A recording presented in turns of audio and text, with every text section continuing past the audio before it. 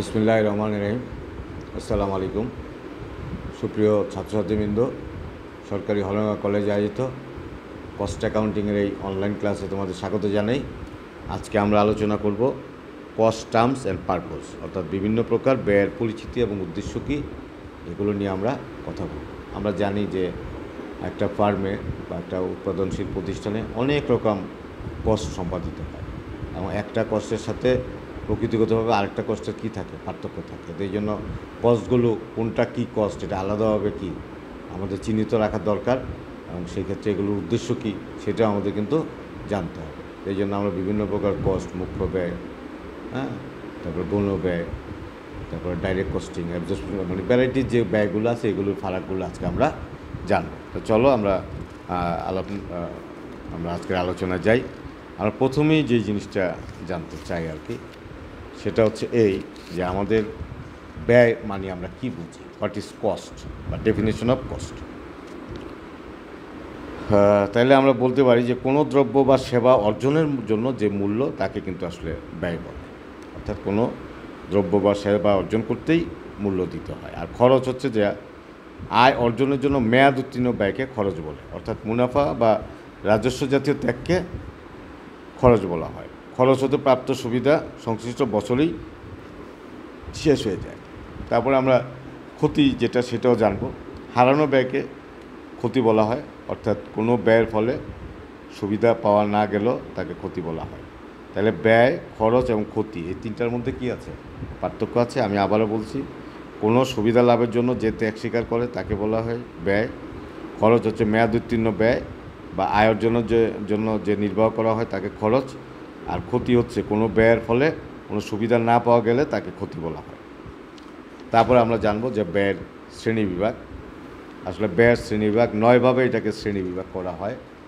প্রথমটা হচ্ছে প্রাকৃতিক বৈশিষ্ট্যের উপর ভিত্তি করে 5 ভাগে ব্যয়কে শ্রেণীবিভাগ করা হয়। তার একটা হচ্ছে প্রত্যক্ষ কাঁচামাল বা ডাইরেক্ট র মেটেরিয়াল, 2 নম্বর হচ্ছে প্রত্যক্ষ শ্রম বা ডাইরেক্ট লেবার, 3 নম্বর হচ্ছে প্রত্যক্ষ ব্যয় বা ডাইরেক্ট এক্সপেন্স, 4 নম্বর হচ্ছে কারখানার উপরি ব্যয় বা ফ্যাক্টরি ওভারহেড, আর 5 হচ্ছে বিক্রয় ও বন্টন বা প্রশাসনিক উপরি ব্যয়, অর্থাৎ selling and distribution and administrative overhead. এই যে 5 প্রকার ব্যয়, এটা হচ্ছে প্রাকৃতিক cost classification based on natural characteristics. আর আচরণের দিক থেকে ব্যয় হচ্ছে আবার 3 প্রকার। একটা হচ্ছে ফিক্সড কস্ট বা স্থায়ী ব্যয়, একটা হচ্ছে ভেরিয়েবল কস্ট বা পরিবর্তনশীল ব্যয়, আর একটা হচ্ছে mixed cost or semi variable cost বা মিশ্র আধা ব্যয় বা আধা পরিবর্তনশীল ব্যয়। আর উৎপাদনের সাথে যে সম্পর্ক তার উপর ভিত্তি করে ব্যয় হচ্ছে 2 প্রকার, একটা ডাইরেক্ট কস্টিং, একটা ইনডাইরেক্ট কস্টিং। আর পণ্যের সাথে সংযুক্ত ব্যয়ের ভিত্তিতে ব্যয় হচ্ছে 2 প্রকার, একটা হচ্ছে প্রোডাক্ট কস্ট, একটা হচ্ছে পিরিয়ড কস্ট। আর cost fluctuation based on function, কার্যভিত্তিকের উপর ব্যয় হচ্ছে 3 প্রকার, একটা উৎপাদন ব্যয় বা ম্যানুফ্যাকচারিং কস্ট, একটা প্রশাসনিক ব্যয় বা অ্যাডমিনিস্ট্রেটিভ কস্ট, একটা হচ্ছে বিক্রয় ব্যয় বা সেলিং বা ডিস্ট্রিবিউশন কস্ট। 6 নম্বর হচ্ছে হিসাবকালের সাথে সম্পর্কভিত্তিক ব্যয়ের শ্রেণীবিভাগ, মানে সেটা হচ্ছে 2 প্রকার, একটা ক্যাপিটাল কস্ট, একটা রেভিনিউ কস্ট। আর 7 নম্বরে আছে যে সিদ্ধান্ত গ্রহণ এবং পরিকল্পনা প্রণয়নে, অর্থাৎ মানে ডিসিশন মেকিং অ্যান্ড প্ল্যানিংয়ের সাথে সম্পর্কের উপর ভিত্তি করে ব্যয় হচ্ছে 11টা। সেটা হচ্ছে সুযোগ ব্যয় বা অপরচুনিটি কস্ট, প্রাসঙ্গিক ব্যয় বা রিলিভেন্ট কস্ট, পার্থক্যমূলক ব্যয় বা ডিফারেন্সিয়াল কস্ট, নগদ বা নির্গত ব্যয় আউট অফ পকেট কস্ট, তারপর নিমজ্জিত ব্যয় বা সাঙ্ক কস্ট, নিয়ন্ত্রণযোগ্য ব্যয় বা কন্ট্রোলেবল কস্ট, অনিয়ন্ত্রণযোগ্য ব্যয় বা আনকন্ট্রোলেবল কস্ট। 8 নম্বর হচ্ছে আরোপনীয় ব্যয় বা ইম্পুটেবল কস্ট। 9 নম্বর হচ্ছে অপ্রাসঙ্গিক ব্যয় বা ইরিলিভেন্ট কস্ট। তারপর হচ্ছে স্থায়ী, পরিবর্তনশীল ও মিশ্র ব্যয়, fixed, variable and mixed cost. আর কারখানা বন্ধ রাখা বা শাটডাউন কস্ট। আর ব্যয় নির্ধারণের জন্য সময় ভিত্তিক ব্যয়ের শ্রেণীবিভাগ হচ্ছে 2 প্রকার, একটা ঐতিহাসিক ব্যয় বা হিস্টোরিক্যাল কস্ট, আর একটা পূর্ব নির্ধারিত ব্যয় বা প্রি ডিটারমাইন্ড কস্ট। এটা আবার 2 প্রকার আছে, একটা এস্টিমেটেড কস্ট আর একটা হচ্ছে স্ট্যান্ডার্ড কস্ট। 9 নম্বর হলো উৎপাদনের প্রকৃতিভিত্তিক ব্যয়ের শ্রেণীবিভাগ। সেটা হচ্ছে 3 প্রকার ব্যয়, একটা হচ্ছে যৌথ ব্যয় বা জয়েন্ট কস্ট, একটা হচ্ছে পৃথক ব্যয় বা সেপারেট কস্ট, আর একটা সাধারণ ব্যয় বা কমন কস্ট। তাহলে এখন এই ব্যয়গুলো কিন্তু প্রত্যেকটারই কি কোনটা কী ব্যয় এটা কিন্তু না জানলেই হবে না, এটি কিন্তু অবশ্যই কী করতে হবে, জানতে হবে। এই যে আমাদের যে টোটাল যে ব্যয়গুলো করলাম, এই ব্যয়ের প্রত্যেকটারই ডেফিনেশন লাগবে, প্রতিটারই কি বৈশিষ্ট্যটাও কিন্তু জানতে হবে আর কি। তারপর আমাদের যেই জিনিসটার প্রয়োজন হবে, যে আমাদের ব্যয়ের আয়ের দিক থেকেও ব্যয়ের শ্রেণীবিভাগ আছে, সেটা 4টা শ্রেণীবিভাগ হয়। সেটা হচ্ছে একটা পণ্য ব্যয় বা প্রোডাক্ট কস্ট, কালীন ব্যয় হচ্ছে পিরিয়ড কস্ট, নিশ্চিত ব্যয় এক্সপায়ার্ড কস্ট, আর অনিশ্চিত ব্যয় হচ্ছে আনএক্সপায়ার্ড কস্ট। 3 নম্বর হচ্ছে শোষিত ব্যয় বা অ্যাবজর্বড কস্ট, অশোষিত ব্যয় বা আনঅ্যাবজর্বড কস্ট। 4 হচ্ছে যৌথ ব্যয় বা জয়েন্ট প্রোডাক্ট কস্ট, আর পৃথক ব্যয় হচ্ছে সেপারেট কস্ট।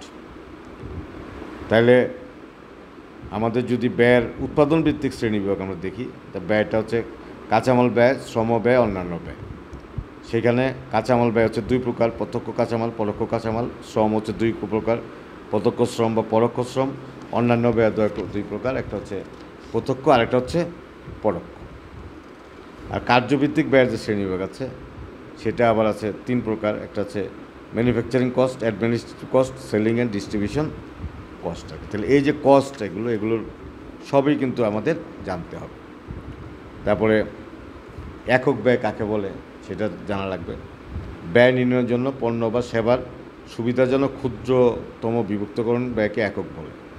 যেমন কয়লার ক্ষেত্রে টন, ইটের ক্ষেত্রে হাজার, বাসের ক্ষেত্রে যাত্রী মাইল, ট্রাকের ক্ষেত্রে টন কিলোমিটার, এগুলো আর কি। আর ইউনিট কস্ট হচ্ছে মোট ব্যয়কে মোট একক সংখ্যা দিয়ে ভাগ করলে যা পাওয়া যায় সেটাই কি একক ব্যয়। তারপর আমরা জানবো মুনাফা সেন্টার বা মুনাফা কেন্দ্র কাকে বলে, প্রফিট সেন্টার। যে বিভাগের উপর আয় ও ব্যয় উভয় নির্ণয়ের দায়িত্ব থাকে মুনাফা কেন্দ্র, তাকে মুনাফা কেন্দ্র বলে। আয় ও ব্যয় নির্ণয় করা যায় বলে এরূপ কেন্দ্রে মুনাফা কেন্দ্র নিরূপণ করা যায় আর। তারপর আয় কেন্দ্র হচ্ছে প্রতিষ্ঠানের যে বিভাগ বিক্রয়জনিত বা আয় অর্জনের জন্য দায়ী তাকে আয় কেন্দ্র বলে। আর বিনিয়োগ কেন্দ্র হচ্ছে যে বিভাগে আয় ব্যয় ছাড়াও বিনিয়োগের পরিমাণ পৃথকভাবে নির্ণয় করা যায় তাকে বিনিয়োগ কেন্দ্র বলে। তাহলে বিভিন্ন প্রকার কেন্দ্রের মধ্যে যে পার্থক্য সেটা কিন্তু আমার কী করতে হবে, অবশ্যই জানতে হবে। তা ব্যয়ের যে উপাদান, সেখানে আমাদের ব্যয়ের উপাদানগুলোকে আমরা কি করতে পারি, 2 ভাগে ধরা যায়। এটা ডাইরেক্ট কস্ট আর এটা যে ইনডাইরেক্ট কস্ট। তারপরে প্রত্যক্ষ ব্যয়কে আবার 3 ভাগে ভাগ করা যায়, এটা ডাইরেক্ট ম্যাটেরিয়াল, ডাইরেক্ট লেবার এবং ডাইরেক্ট এক্সপেন্স। পরোক্ষ ব্যয়কেও 3 ভাগে ভাগ করা যায়, এটা ফ্যাক্টরি ওভারহেড, এটা অফিস অ্যান্ড অ্যাডমিনিস্ট্রেটিভ ওভারহেড, আর হচ্ছে সেলিং অ্যান্ড ডিস্ট্রিবিউশন এক্সপেন্স। তাহলে এই যে পার্থক্যগুলো, এই সংজ্ঞাগুলো, এগুলো না জেনে কিন্তু হবে না। যেমন প্রফিট সেন্টার, তারপরে কস্ট ইউনিট, কস্ট সেন্টার, এগুলোর পার্থক্য অবশ্যই কী করতে হবে, জানতে হবে। আর কস্ট অ্যানালাইসিস করার আগে আমাদের উৎপাদন ব্যয় বিবরণী কাকে বলে, যেখানে সকল উৎপাদন দেখানো হয়, ব্যয়গুলো দেখানো হয়, তার কি প্রয়োজন আছে, 6টা প্রয়োজন আছে এটার। এটা মোট ব্যয়, একক ব্যয় নির্ণয়, তুলনামূলক বিশ্লেষণ, ব্যয় প্রাক্কলন, টেন্ডার বা দরপত্রের মূল্য, তথ্য সরবরাহ এবং সমাপনী মজুত মালের মূল্যায়ন। এখন আমাদের এই যদি আমরা কি করতে চাই, ব্রিটিশ সিস্টেমে যদি আমরা কস্ট শিট করতে চাই বা কস্ট স্টেটমেন্ট বানাতে চাই, তাহলে আমাদের ওপেনিং স্টক অফ র মেটেরিয়াল সাথে পারচেজ অফ র মেটেরিয়াল যোগ হবে, ক্যারিজ ইনওয়ার্ড যোগ হবে, আর পারচেজ রিটার্ন বাদ যাবে, আর ক্লোজিং স্টক অফ র মেটেরিয়ালটা বাদ যাবে। আর যদি অ্যাবনর্মাল কোনো লস থাকে সেটাও বাদ যাবে। তাহলে এই যোগ বিয়োগ করে যেটা থাকবে তার নাম হবে র মেটেরিয়াল ইউজড। তার সাথে ডাইরেক্ট ওয়াইজেস, ডাইরেক্ট এক্সপেন্স যোগ করে প্রাইম কস্ট পাওয়া যাবে। প্রাইম কস্টের সাথে ফ্যাক্টরি ওভারহেড যা আছে সেটা যোগ করে opening stock of work in progress যোগ করব, আর closing stock of work in progress বাদ দিব, লেস সেল অফ স্ক্রবও কী করবো, বাদ দিব। তাইলে ওয়ার্কস কস্ট বা ফ্যাক্টরি কস্ট পাওয়া যাবে। এই ওয়ার্ক কস্টের সাথে অফিস অ্যান্ড অ্যাডমিনিস্ট্রেটিভ ওভারহেড যোগ করব, তাহলে আমার কস্ট অফ প্রোডাকশন পাওয়া যাবে। কস্ট অফ প্রোডাকশনের সাথে opening stock of finish good যোগ করব, closing stock of finish good বাদ দিব, তাহলে আমার কস্ট অফ গুডস সোল্ড পাওয়া যাবে। এই কস্ট অফ গুডস সোল্ডের সাথে সেলিং অ্যান্ড ডিস্ট্রিবিউশন ওভারহেড যেগুলো আছে এগুলো সবই কী করব, যোগ করে টোটাল কস্ট আমি পাবো। তার সাথে প্রফিট যোগ করলে আমি সেলস প্রাইস পাবো।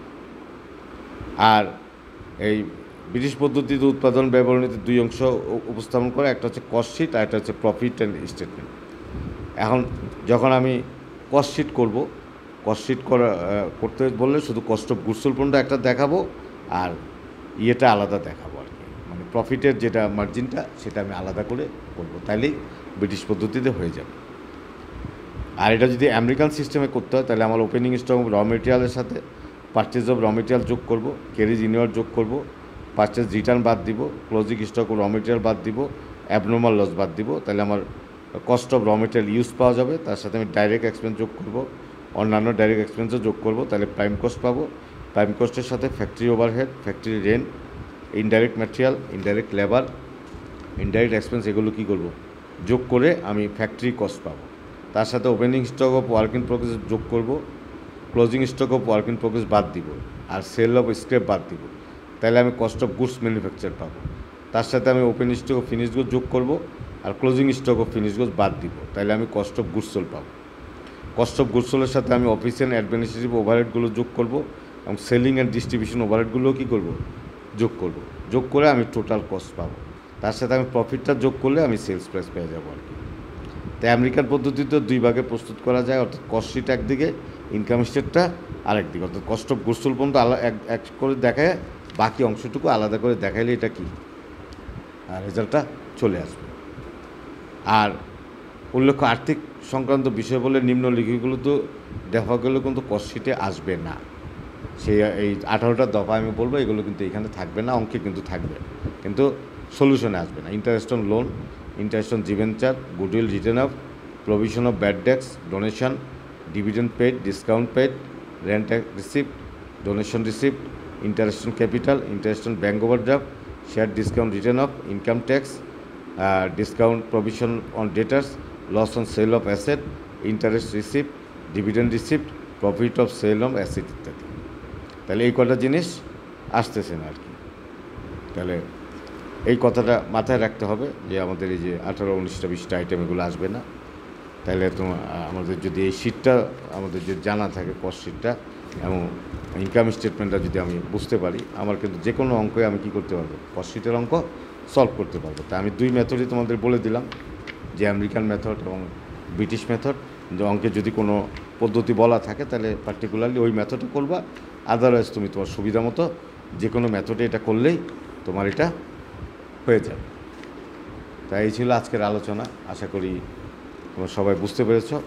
তারপর যদি কোনো সমস্যা হয় আমার সাথে পরবর্তীতে আলাপ করে এটা সলভ করে নিবা, এই প্রত্যাশায় আজকের মতো এখানেই শেষ করছি। সবাই ভালো থাকো, আসসালামু আলাইকুম।